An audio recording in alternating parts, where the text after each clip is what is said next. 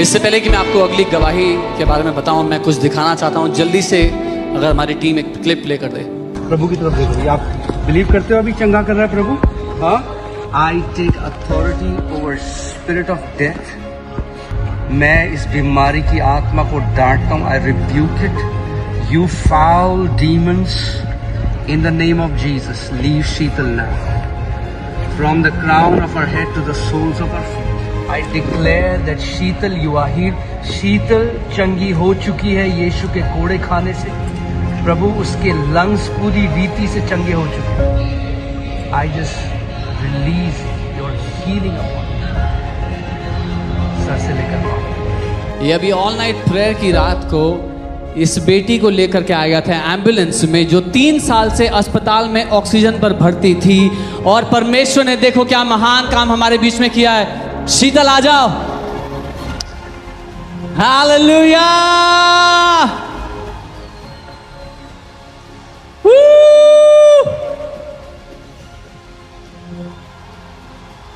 इस बेटी का नाम शीतल है और जैसा मैंने कहा ये 3 साल से एक ही अस्पताल में ऑक्सीजन पर थी। इनके दोनों फेफड़े अफेक्ट हो चुके, एक तो पूरी तरह खत्म हो चुका था और एक ने काम करना बहुत कम कर दिया और केवल ऑक्सीजन के द्वारा ही जिंदा थी। डॉक्टर्स हैरान होते थे कि क्यों, कैसे जिंदा कैसे हो तुम, तुम्हारा कुछ नहीं होगा। और लेकिन परमेश्वर के लिए कुछ भी असंभव नहीं है। उस दिन ऑल नाइट की रात को जब ये उम्मीद के साथ यहाँ पर आई उस एम्बुलेंस में, परमेश्वर के दास ने इन पर हाथ रखा, प्रार्थना किया और आज ये अपने पांव पर चलती हुई आई हैं। इन्होंने मेरे साथ बैठकर इतनी देर तक बात की, अपनी पूरी आप बीती बताई। 2016 में इनको टीबी हुआ था पहली बार और उसका इलाज ठीक से ना हो पाया, दवाइयाँ ठीक से ना ले पाई। अगले साल इनको दोबारा से टीबी हो गया, उसका भी इलाज ठीक से ना हो पाया। तीसरी बार MDR टीबी हो गया, जिसके दवा असर करना बंद कर देती है और एक जानलेवा बीमारी है। उस बीमारी के चलते ये तब से जूझ रही थी, आप लगा सकते हैं 2016 से 2026 तक। लेकिन जैसा मैं हमेशा कहता हूँ, परमेश्वर इस जीवित घर में ला करके लोगों की कहानियों को बदल रहा है। मैं सच में उस परमेश्वर को धन्यवाद देता हूँ। वो एक जिंदा खुदावंद है, जो मनुष्य के लिए असंभव है वो उस परमेश्वर के लिए आसान है, संभव है यीशु के नाम में। आमेन। बेटा शीतल, आप एक बार बता सकते हो चर्च को कि क्या किया परमेश्वर ने आपके लिए? मेरे जीवन में पिता परमेश्वर ने बहुत महान काम किया है। मैं उसको थैंक यू, धन्यवाद करती हूँ। एक मिनट, जितने लोगों को थोड़ा आइडिया है, अगर किसी के फेफड़े खत्म हो चुके हों और वो ऐसे बात कर रहा हो तो परमेश्वर ने कुछ तो बहुत बड़ा किया है इसके बीच में। Come on.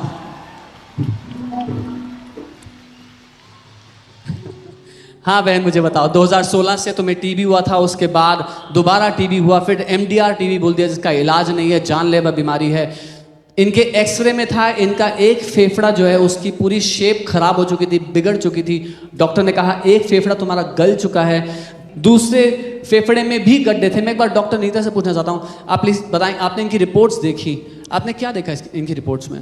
मैंने जो रिपोर्ट्स पहली बारी देखी थी तो मैं एकदम शॉक हो गई थी कि ये जिंदा कैसे हैं, इतनी बुरी हालत थी फेफड़ों की। और जो सीधे हाथ का फेफड़ा था उसके ऊपर वाले पोर्शन में बहुत गहरा कैविटी या गड्ढा बना हुआ था, जो कि लंग्स को पार करता हुआ सांस की नली के पास खुल रहा था, गड्ढा पूरा का पूरा। और उस लंग की शेप बिल्कुल चेंज हो गई थी। लंग्स में गड्ढा था आपके, उसको फाड़ चुका था लंग्स, फाड़ के, और फेफड़े की शेप अलग हो गई थी। फिर जो फेफड़े की जो वॉल्यूम होती है, जिससे हम कितनी हवा उसमें आती है, उसका मोस्टली पार्ट कलैप्स हो गया था। तो उसमें बचा ही नहीं था कोई जगह जहाँ पे हवा हम वो सांस ले पाती, कुछ था ही नहीं उसके अंदर।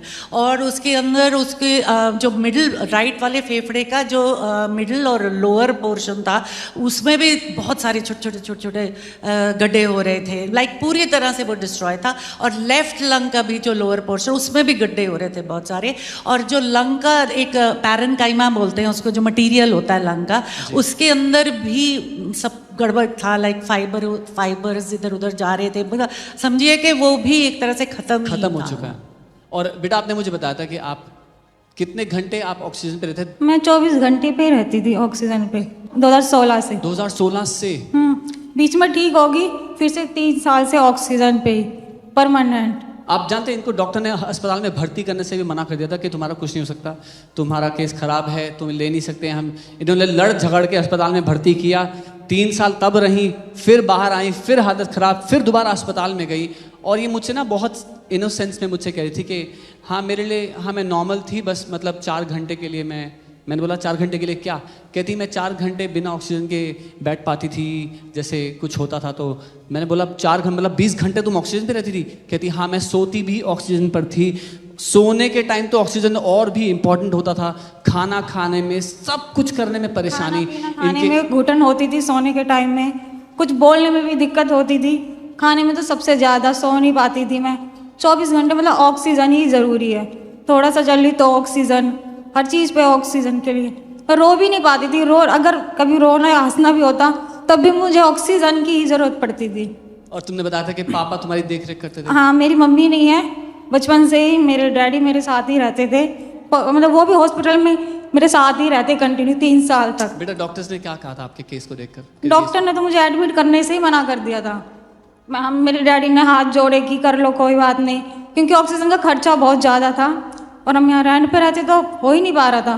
तो कैसे न कैसे उन्होंने हमें एडमिट किया, लेकिन उन्होंने कहा था कि ये ज़िंदगी भर ऑक्सीजन पे ही रहेगी, चाहे कुछ भी कर लो, इसको ऑक्सीजन चाहिए तो चाहिए, ये बिना ऑक्सीजन के रह ही नहीं सकती, कुछ भी नहीं कर सकती। जिंदगी पर डॉक्टर्स ने ये श्राप बोला है कि जिंदगी पर तुम्हारे साथ ऐसा हो, तो मैं आपको एक अच्छी खबर दे रहा हूं, आपकी जिंदगी ऐसी नहीं होगी। आपके जीवन के लिए परमेश्वर ने जय को रखा है, हार को नहीं, बीमारी को नहीं, निराशा को नहीं, जयवंत जीवन परमेश्वर ने आपके लिए बना करके रखा हुआ है। हालेलुया। और डॉक्टर्स ने अस्पताल में भर्ती नहीं किया, लड़ झगड़ के भर्ती हुए। आपने ये भी बताया था कि आपके घर पर ऊंचे ऊंचे सिलेंडर ला के हाँ, रखा। मेरे घर पे वो जो सबसे बड़ा वाला सिलेंडर होता है वो भी 24 घंटे के अंदर ही खाली हो जाता था, सिलेंडर पे सिलेंडर। एक दिन में ये लगा लो 4-4 सिलेंडर लगते थे, एक खत्म तो दूसरा, 1 घंटे के अंदर वो सिलेंडर मतलब खत्म हो जाता था। इतने मतलब सिलेंडर लगते थे, 2 महीने 3 महीने मैं घर पे थी, सिलेंडर पे सिलेंडर। और डॉक्टर ने फिर उन्हें दवाई देने से मुझे मना कर दिया, मैंने बोला। फिर मैं एडमिट हुई और फिर 3 साल तक फिर एडमिट ही रही, मेरा इलाज चला, लेकिन फिर भी मेरा ठीक से इलाज नहीं किया। कह रहे थे डॉक्टर की दवाई देंगे ठीक तो होएगी नहीं है, हम इसके कोई दवाई भी नहीं दे सकते। तो नॉर्मली उन्होंने दवाई चलाई, पर उन्होंने मुझे फिर भी बार बार बोले चाहे कुछ भी हो जाए ठीक नहीं हो पाओगे, ऑक्सीजन चाहिए तो चाहिए। तो फिर मैं ऑक्सीजन पे ही रहती। ऑक्सीजन की वजह से 24 घंटे लगाने से मेरे सर में दर्द, इतनी दिक्कत होती थी कि ऐसा मन करता था कि सुसाइड कर लूँ, पर मैंने हिम्मत नहीं हारी। पिता परमेश्वर ने मेरे जीवन में इतना महान काम किया है कि मैं बता नहीं सकती, मेरे पास शब्द नहीं है कहने के लिए। मैं धन्यवाद करती हूँ उस पिता का। भाई मैं आपसे भी जानना चाहता हूँ, आपने मुझे बताया था 3 साल से बहन एक ही बिस्तर पर थी, क्या लग रहा था क्या होगा? मेरे को तो लगता था कि अब बचने की उम्मीद है नहीं, और डॉक्टरों ने भी मना कर दिया, बट मन में विश्वास था ईश्वर पर परमेश्वर के लिए कि मेरी बैठ चंगी होनी है। और जब आप उस दिन यहाँ पर लेकर आए थे जी, तो क्या उम्मीद करके आए थे कि क्या होगा? उम्मीद मुझे पूरी थी कि सिस्टर ठीक होनी है। आमीन। परमेश्वर ने आपके साथ वैसा ही किया है, बिल्कुल आपके विश्वास के।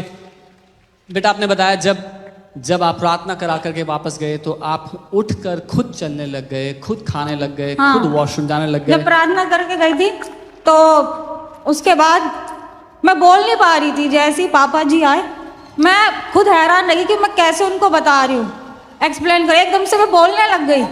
तब यहाँ से प्रार्थना करके गई, मुझे हल्का महसूस हुआ, मैं बोलने लगी। और मैं उनकी वीडियो देखती रहती, जैसे उन्होंने बताया, उन्होंने बोला था कि बेटा जैसे तुम्हें देखना है वैसे बोलना, घोषणा करते ही रहना है। अपनी इमेजिनेशन में अभी जब भी आंखें बंद करें, अपने आप को भागते हुए, चलते हुए, दौड़ते हुए, उसकी सेवा करते हुए, ठीक है? हाँ, देखना भी है, बोलना काफी नहीं है, अपनी कल्पना में उसको देखना, ठीक है? मैंने वही घोषणा कंटिन्यू करती रही। और प्रभु के दास जब आपके लिए प्रार्थना कर रहे थे, उन्होंने ये कहा था कि ये बेटी इस जगह पर आकर के अपनी गवाही देगी। आप अभी टाइम लिखो, ठीक है?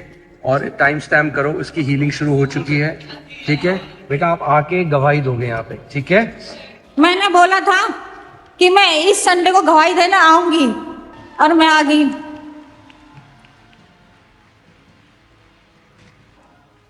जो नर्सेज आपको 3 साल से उस बिस्तर पे पड़ा हुआ देख रही थी, जब अचानक से आप उठ के चलने लगे तो क्या उनका क्या रिएक्शन था? वहाँ पे एक काम वाली आंटी थी जो मुझे सभी जानते हैं लगभग हॉस्पिटल में, तो उन्होंने देखा कि वो यहाँ पर जो दीदी हैं यहाँ पे जो सेवा करती है उसमें को प्रॉब्लम ज़्यादा होगी, वो आई, उन्होंने मेरे लिए प्रे करी थी और कंटिन्यू वो भी आती रहती, मुझे एक्सप्लेन करती रहती, गाइड करती रहती। और उसके बाद अचानक से थोड़ी देर पहले मुझे घबराहट हो रही थी बहुत ही ज़्यादा। नर्स देख के गई थी कि हाँ थोड़ा ऑक्सीजन में थोड़ी दिक्कत है, कोई बात नहीं, पानी वानी भी ठीक हो जाएगी जो भी है।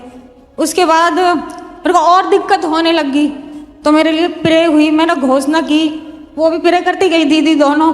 फिर जैसी प्रे हुई मैं दोबारा मैंने घोषणा किया, उन्होंने मुझे मतलब पता नहीं एकदम से क्या हुआ, उन्होंने किसी तरह तेज तेज बोल तू कर सकती है। मैंने घोषणा करी जैसे पापा जी ने बताया था, मैंने वो ही घोषणा की कि मैं बोल सकती हूँ, चल सकती हूँ। तो जैसे मैंने करी एकदम से मैं जो बोल नहीं पा रही थी मैं एकदम से बोलने लगी कि मैं चंगी हो गई, मैं चलने लगी। अच्छा मुझे उनका बताओ, हॉस्पिटल स्टाफ का जो रिएक्शन था आपको देख करके, उन्होंने क्या बोला जो दीदी थी वहाँ पे? मैं बाहर गई, सबसे पहले दीदी ने बोला जब बाहर घूम के आ, मैं बाहर गई, वो काम वाली देखने लगी, एक दीदी थी, तो ठीक होगी क्या हो गया? तो वो काम वाली आंटी बोली नर्स को कि दीदी देख के आओ, शीतल ठीक होगी, चलिए फिरिए देख के तो आओ। तो नर्स ने बोला कि तू पागल हो गया, लगा तू पागल हो गया, अभी तो शीतल वो चल नहीं सकती, बोल सकती नहीं, हाथ पैर भी नहीं हिलते उसके, तो चलने कैसे लग गई? लेकिन परमेश्वर ने वो कर दिया जो असंभव था। कम ऑन, उसकी जितनी महिमा की जाए कम है। Hallelujah, come on. किसने चंगा किया तुम्हें? परमेश्वर ने। प्रभु यीशु मसीह के कोड़े खाने से तुम चंगी हो चुकी हो। यस आमीन। अपना पूरे जीवन दे तरीके दिया से। प्रभु उसको? बिल्कुल दे दिया जीवन। आपके परिवार ने भी प्रभु को अपना जीवन दे दिया? हाँ बिल्कुल। हालेलुया। इस परिवार ने अपना जीवन प्रभु यीशु मसीह को दे दिया, उसकी भलाई को अपने जीवन में देख करके। सच में वो कितना महान पिता है, क्यों ना हम उसकी आराधना करें, उसको धन्यवाद दें। जितना धन्यवाद दें वो कम है, क्योंकि वो सच में स्तुति के योग्य परमेश्वर है। पिता, ऐसी लाखों करोड़ों बेटियों को आप उठा के खड़ा कर रहे हैं। जो मृत्यु दंड डॉक्टर्स ने सुनाया है वो उनके आखिरी बात नहीं है, उनका आखिरी फैसला नहीं है।